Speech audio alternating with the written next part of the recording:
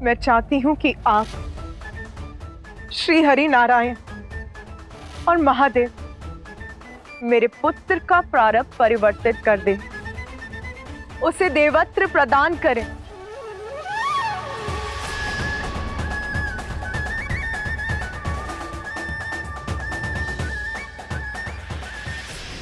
क्षमा करें माता, किंतु मैं आपका ये प्रस्ताव समझने में असमर्थ हूं। क्या केवल भोलेनाथ और आपके पुत्र होने मात्र गजानन को हम देवता के पद पर स्थापित कर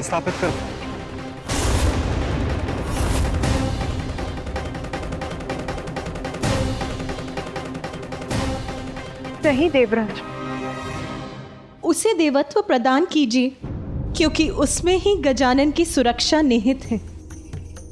यदि देवता बनकर यज्ञ के हावेश का भाग उसे भी प्राप्त होगा तो उसे बल मिलेगा, सभी संकटों का सामना करने में सक्षम होगा, सुरक्षित रहेगा, कोई अनिष्ट उसके निकट भी फड़क नहीं सकेगा। हाँ, ये उचित है। गजानन को देवत्व प्रदान करके हम उनकी सुरक्षा को सुनिश्चित कर सकते हैं।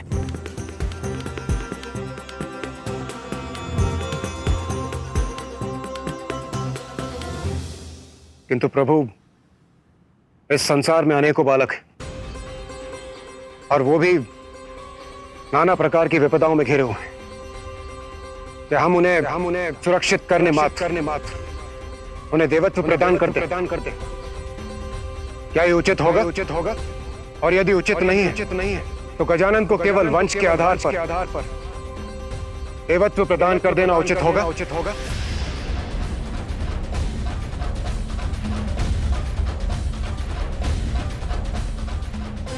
मात्र माता पार्वती और भोलेनाथ का पुत्र होने कारण हम उन्हें वो पद प्रदान करते जिस पद की योग्यता प्रमाणित करने के लिए उन्होंने अब तक कुछ भी नहीं किया। जिस पद के दायित्वों की उन्हें कोई समझ नहीं।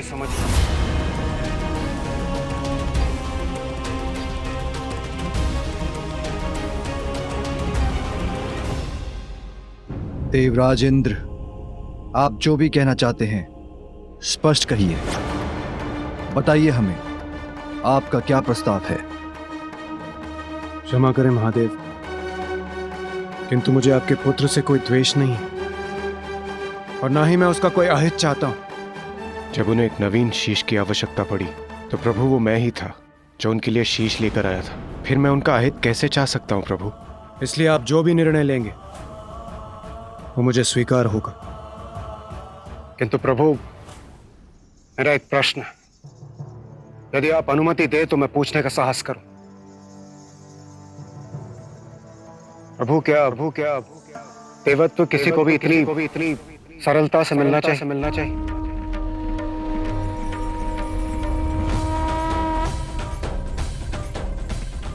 देवत्व प्राप्त करने का एकमात्र कारण योग्यता प्रमाणित करने वाला कर्म होना चाहिए, जन्म नहीं।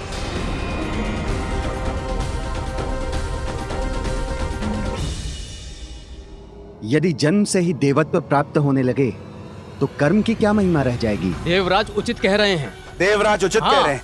देवराज उचित ही तो कह रहे हैं। देवराज उचित कह रहे हैं। आप ही बताइए महादेव, क्या मैं उचित नहीं कह रहा?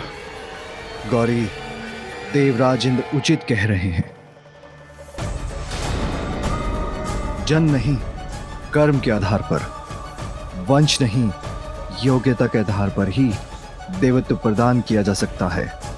यही उचित है। गजानन अपने कर्म से देवता बनेगा, अन्यथा नहीं। क्योंकि देवता पद के साथ तो संसार का कल्याण जुड़ा है। इसलिए जो अपने कर्मों से अपनी योग्यता प्रमाणित नहीं कर सकता, उसे मात्र उसके वंश, उसके जन्म के आधार पर देवता बनाना सर्वथा अनुचित है।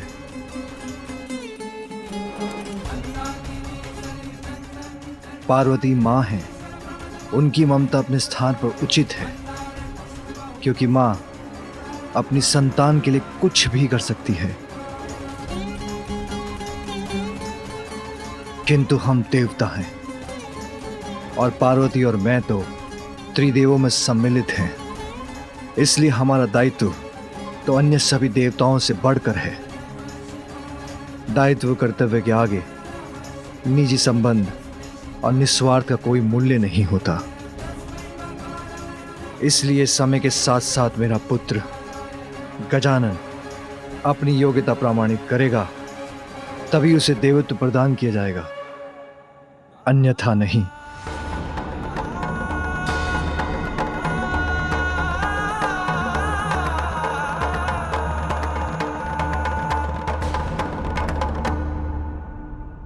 धन्य है महादेव, धन्य है आपका यह न्यायोचित निर्णय।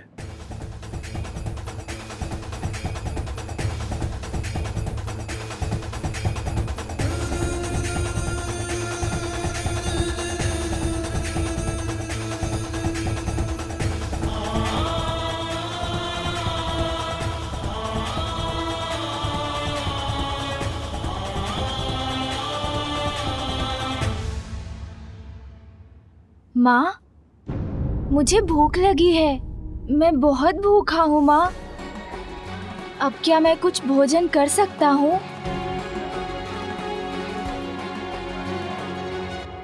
इसे देवत्व प्रदान करने पर इतना गहन परामर्श हो रहा है, उसे बस अपनी भूख की चिंता है।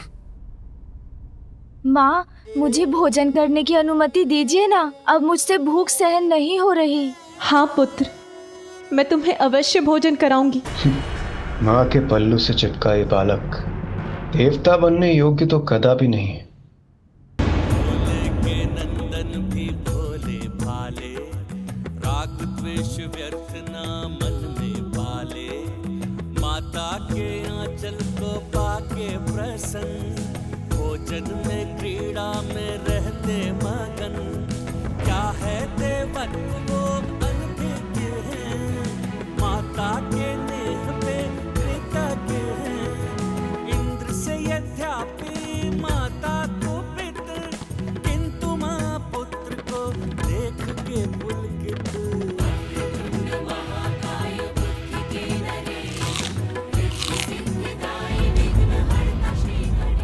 आनंद, अति आनंद माँ।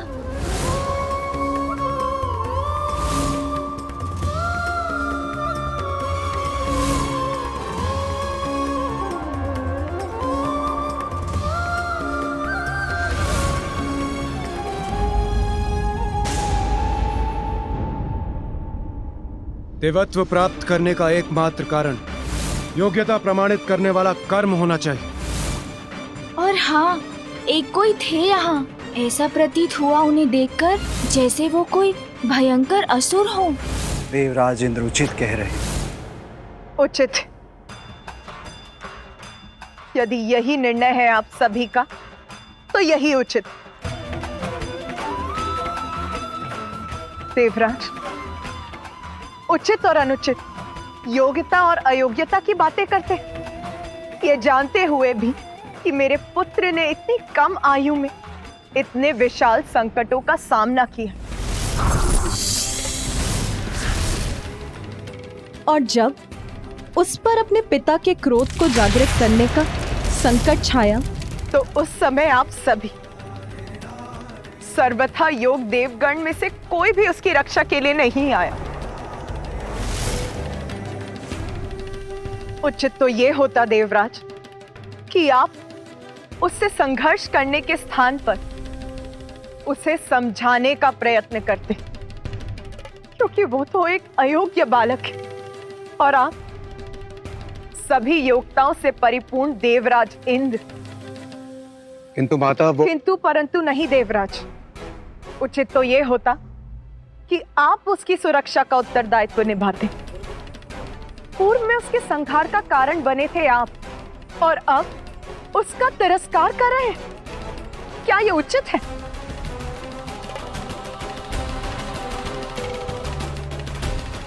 किंतु अब तो मेरे लिए आपसे कोई भी अपेक्षा करना ही अनुचित है। मैं हूं उसकी मां, जन्म दिया है मैंने उसे, सर्वथा समर्थ हूं मैं, तो उसकी रक्षा करने का दायित्व भी मैं ही निभाऊंगी।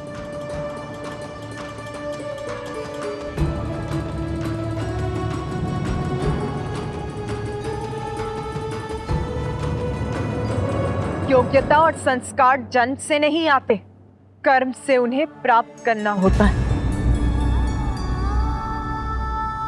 उचित कह रही हूं ना मैं देवराज इंद्र? देवता है ना आप, और आप सभी भी। बहुत गर्व है ना आप सभी को देवता होने पर।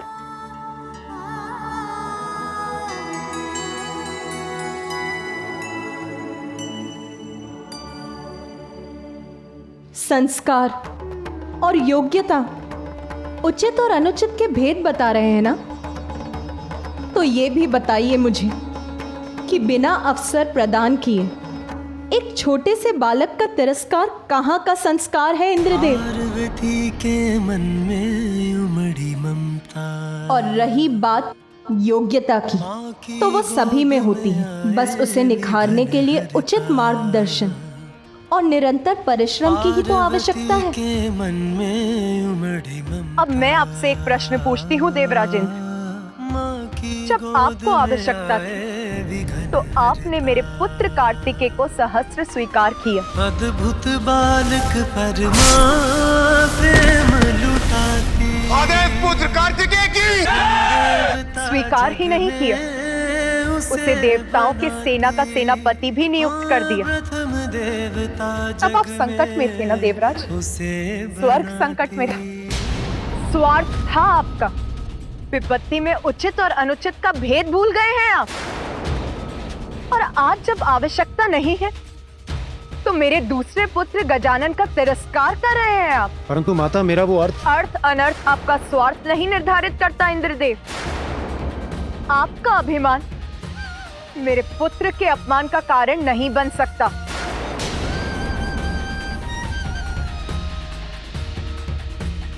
सुनिए सभी, मैं महादेव की अर्धांगिनी गजानन की माता आप सभी के समक्ष ये प्रण लेती हूं कि मैं अपनी ममता से, अपने संस्कारों से अपने पुत्र को इतना योग्य बनाऊंगी कि वो अपने कर्म से देवता ही नहीं बनेगा, अपितु आप सभी देवता उसकी पूजा करेंगे। सभी देवता उसकी पूजा करेंगे। आप सभी देवता उसकी पूजा करेंगे। और ये योग्यता वो प्राप्त करेगा अपने जन्म से नहीं, अपने कर्म से। मेरा पुत्र गजानन प्रथम पूज्य बनेगा, प्रथम पूज्य बनेगा, प्रथम पूज्य बनेगा, प्रथम पूज्य बनेगा। पाताल स्वामिनी सिंहिका। कितना आनंद आएगा मुझे जब ये गूंज पाताल को ही नहीं अपितु समस्त संसार को ध्वनित कर देगी। आहा, मेरा राज मुकुट है ये, और ये सिंहासन भी। पाताल की सर्वे सर्वा, असुरों की रानी हूं मैं।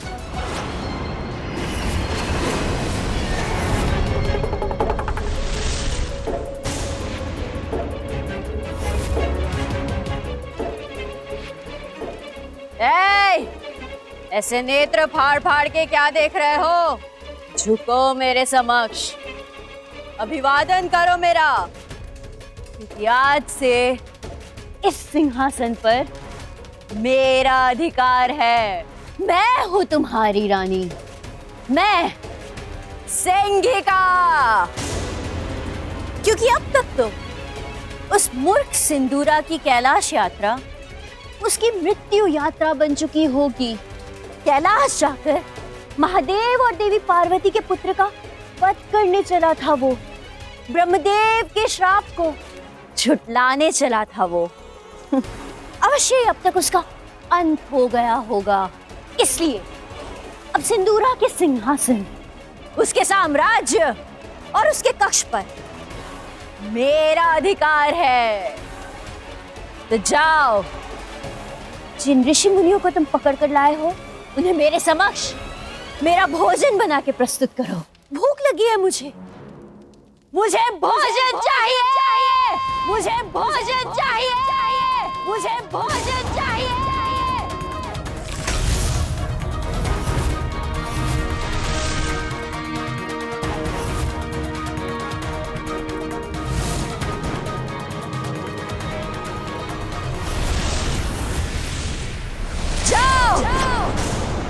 मेरे आदेश का पालन करो, अन्यथा इस बार तुम्हारा शीश तुम्हारे घर से विलग हो जाएगा।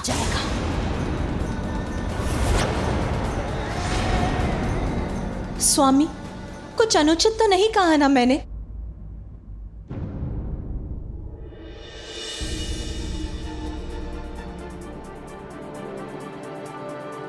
पुत्र, माता का हृदय तो सब कुछ जान लेता है। मेरे बिना कुछ कहे ही माता को आभास हो गया कि मैं यहाँ हूँ।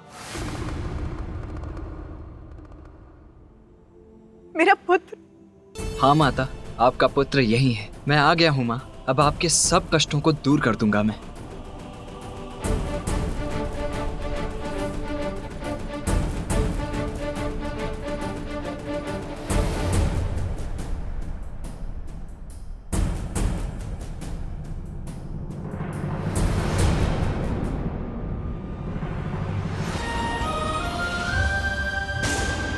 माता,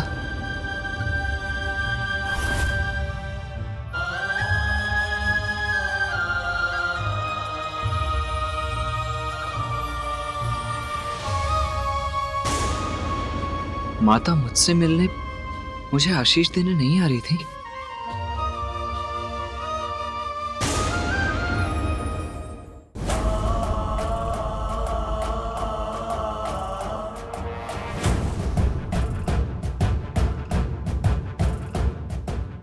स्पर्श भी न कर सके।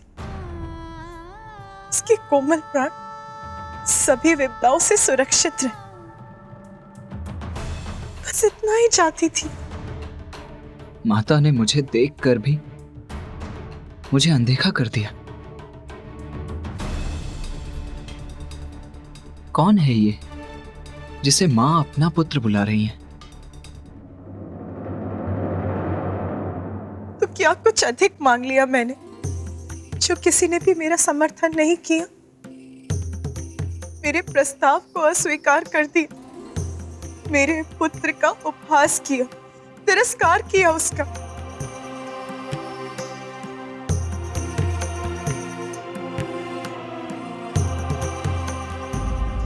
यदि मेरा बड़ा पुत्र कार्तिकेय यहाँ होता तो वो मेरी पीड़ा अवश्य समझता, साथ देता अपनी माँ का। तो माता ने अनदेखा नहीं किया मुझे। सत्य तो ये है कि उन्होंने मुझे देखा ही नहीं।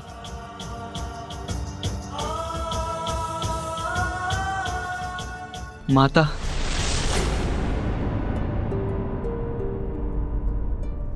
ये स्वर तो मेरा पुत्र। कहाँ हो तुम पुत्र? यही हूं मां।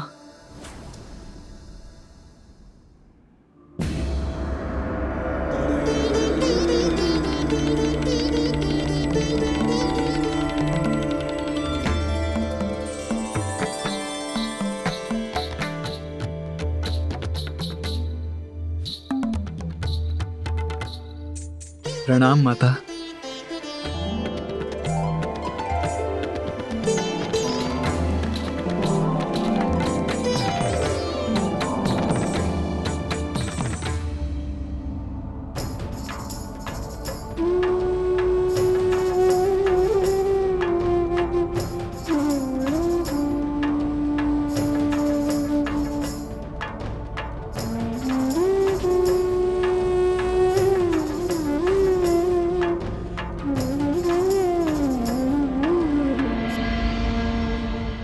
प्रणाम पिताश्री।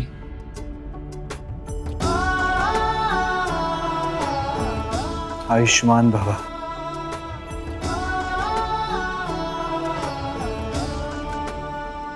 पुत्र तुम आ गए। पुत्र, माँ का पुत्र तो मैं हूँ, फिर ये कौन है?